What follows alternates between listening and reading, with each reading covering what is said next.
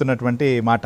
సరే, భానుప్రకాష్ రెడ్డి గారు, ఇంకా చాలామంది బయటే ఉన్నారు, విదేశాల్లో కూడా దాక్కుని ఉన్నారు, వాళ్ళని కూడా రప్పించాల్సినటువంటి పరిస్థితులు కూడా మనకు కనిపిస్తున్నాయి. సో ఈ నేపథ్యంలో సిట్ చేయాల్సింది ఏంటి?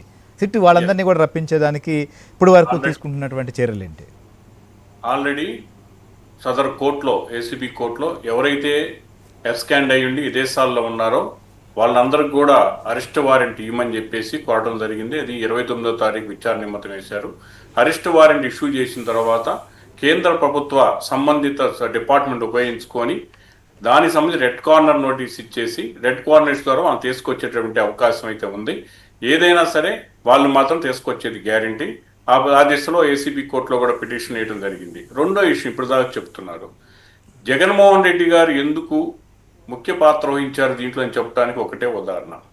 గతంలో నారా చంద్రబాబు నాయుడు గారు ఉన్నప్పుడు ప్రతి 2 సంవత్సరములకు ఒక్కసారి సీటెల్ అంటే యుఎస్సి హాలిగ్రామ్ ప్రైవేట్ లిమిటెడ్కి ఒక కాంట్రాక్ట్ వర్క్ ఏటివే కాకుండా ఎక్స్పర్ట్గా చేసేసి ఒక బార్ కోడ్ని ఉండేటట్టుగా ఆన్లైన్ ట్రేడ్ మాత్రమే చేయాలని చెప్పేసి, అది గవర్నమెంట్ అవుట్లెట్స్ కావచ్చు, ప్రైవేటు సంబంధించినటువంటి వైన్ షాపులు, బార్ షాపులు కావచ్చు, ట్రాన్స్పరెంట్గా జరిగే విధంగా కూడా ఎవ్రీ ఇయర్ ఆయన మానిటరింగ్ చేసి దాని ప్రకారం ఎక్కడా కూడా అవినీతి లేకుండా చేసినటువంటి విధానం. ఈయన వచ్చిన తర్వాత ఏం చేశాడు, అవి మొత్తం కూడా రద్దు చేసేసి ఇప్పుడు దాకా మన రాజేష్ గారు చెప్పినట్టుగా క్యాష్ రూపంలో ఏ విధంగా దాన్ని అవినీతి చేయొచ్చో, దాన్ని ఏ విధంగా మానిపులేషన్ చేయొచ్చో, ఏ విధంగా దాన్ని ఫైనాన్స్ సెక్యూర్ చేయడానికి ఏ విధంగా దాన్ని చేయొచ్చు అనేటువంటి సిస్టమ్ ఏదైతే ఉందో ఒక సిండికేట్గా ఏర్పడి ఒక ప్రైవేటు అంటే ఇండివిజువల్ పర్సన్స్, అంటే ఇక్కడ మిథున్ రెడ్డి గారు ఎంపీ అయితే ఉండాడేమో కానీ ఒక ఇండివిజువల్గా చేసినటువంటి కుట్రే ఎవరితో కలిపి చేశారు, ఒక సంబంధిత ఆఫీసర్ని ఒక క్యూ పాయింట్స్గా పెట్టి క్యూ రోల్గా పెట్టేసుకొని వాళ్ళు చేసిందంటే ఈ పాలసీ మొత్తం మార్చింది ఎవరు? జగన్మోహన్ రెడ్డి గారే.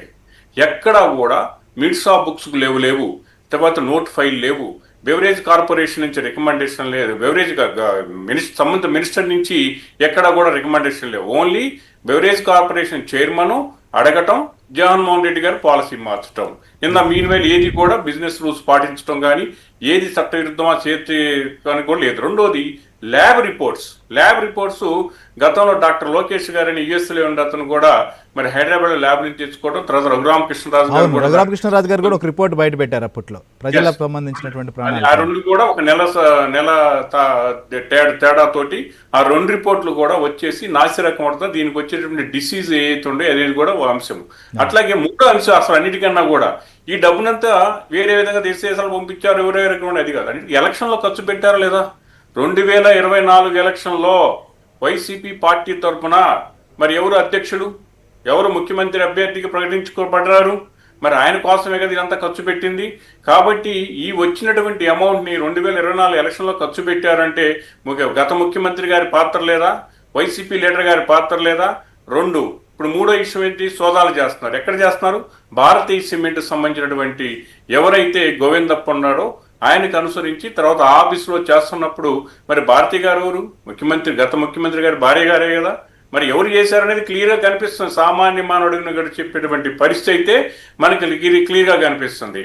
అదే 4వ అంశం వచ్చేసరికి ఎవరైతే ఈ నాసిరకం తాగి చనిపోయారో వాళ్ళకి సంబంధించినటువంటి డేటా మొత్తం కూడా కలెక్ట్ చేసి దానికి సంబంధించి వాళ్ళకి నష్టపరిహారం చెల్లించడమే కాకుండా దీంట్లో వాళ్ళందరూ కూడా కేసులో ఇంప్లీడ్ అయ్యి అవసరమైతే ఏదైనా సరే ప్రభుత్వం దాని మీద కూడా మనం డిస్కస్ చేద్దాం లక్ష్మణ్ గారు ఖచ్చితంగా. ఎందుకంటే